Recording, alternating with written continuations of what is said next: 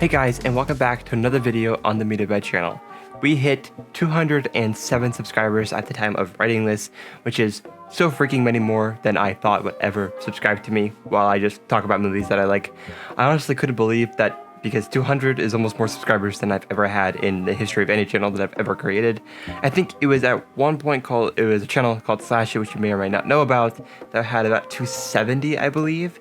For those of you who remember it, it was Slash It. It was moderately successful, enough that, spoiler alert, at some point I will be bringing back just the podcast that I had created over there when Metebyte as a whole gets into the podcast game, which is going to happen very, very soon. But those are just a few of the things in the works behind the scenes. But let's just get into the overall topic of today's video.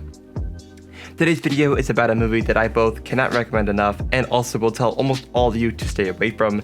It is dreary and dark, but also it really shows a side of life that most people will never want to talk to you about.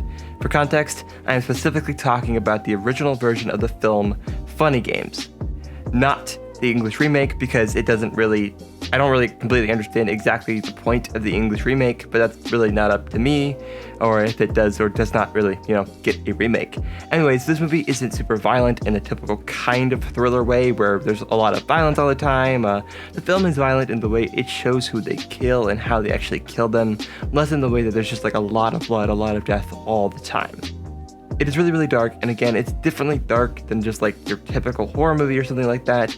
This movie absolutely scared me, but like to the deeper core, it scared me more to, holy crap, this is how people really are. It kind of scared me about the people around me, which is arguably much worse of a thing than anything else. So, not gonna get too much into it, simply because I really think you need to know almost nothing about the movie going into it, which I can tell you, if you've been watching my videos for a lot, I feel that way about a lot of different movies. But if you haven't already thought about this movie or had any prior knowledge to this movie, it is much gloomier, darker than you would actually typically think it would be.